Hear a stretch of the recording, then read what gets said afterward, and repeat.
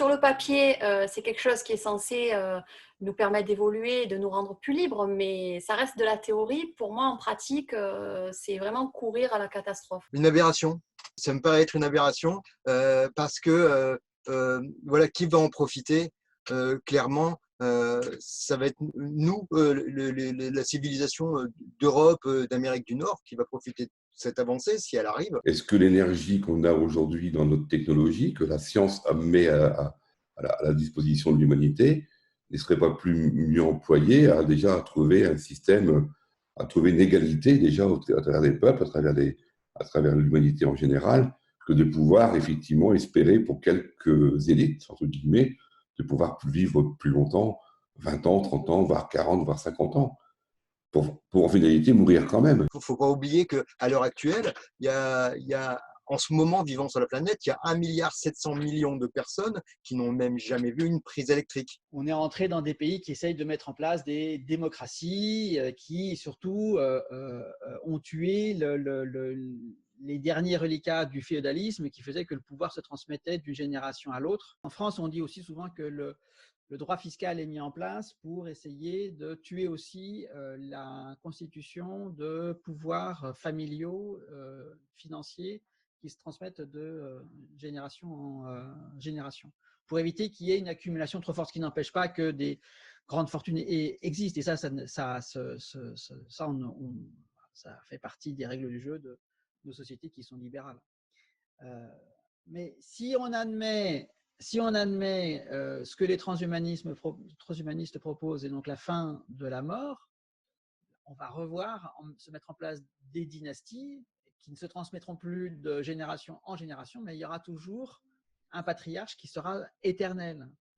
Et là, c'est quand même un gros changement au niveau historique qui dépasse la dimension purement technologique, technocentrée du transhumanisme pour entrer dans un nouveau fonctionnement social. C'est pour ça que quand on parle d'impact des technologies sur le corps biologique, et c'est exactement ce qu'on est en train de faire maintenant là, quand on parle des transhumanistes, il faut de toute façon impliquer directement l'impact des technologies sur le corps social.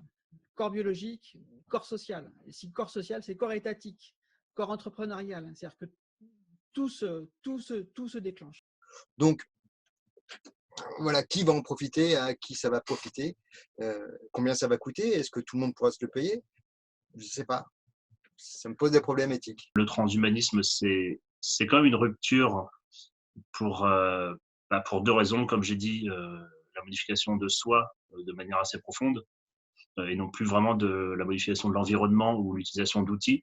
C'est-à-dire là, l'outil s'intègre à l'être humain. Et deuxièmement, je pense que c'est une rupture dans sa rapidité et dans ses perspectives. Est-ce que c'est vraiment le sens de l'humanité? Est-ce que vraiment c'est ce qu'on veut maintenant? Bon, la principale motivation de l'humain, ça a toujours, je viens de le dire, été de modifier son environnement et non pas de le subir, contrairement aux autres êtres vivants. Donc, améliorer l'humain, ça va vraiment dans la continuité de vouloir maîtriser les contraintes de son environnement. Donc, ça rejoint ce que disait Descartes, devenir comme maître et possesseur de la nature, jouer à devenir des dieux, mais comme maître et possesseur. Ça veut dire qu'on n'est pas totalement maître et possesseur de la nature.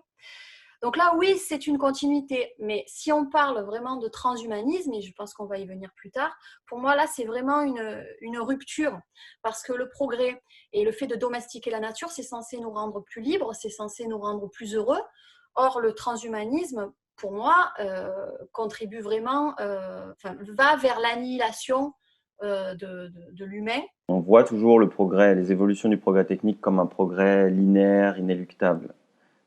Qui avance toujours. Alors en fait, par le passé, il y a toujours eu, et ça effectivement tous les historiens de la technique le montrent, il y a toujours eu des controverses, des résistances à tel type d'évolution.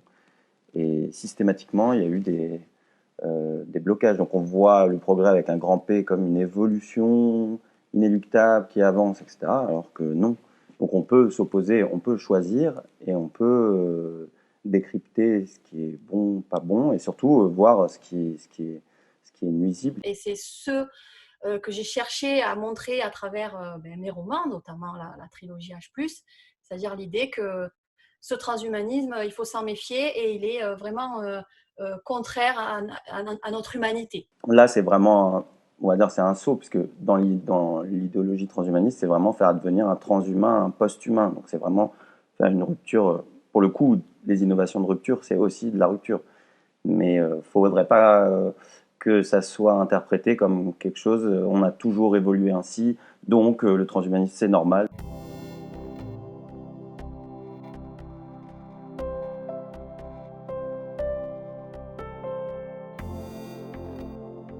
Question, quoi. Enfin, pourquoi faire quel sera effectivement l'impact qu'on aura effectivement sur l'humanité?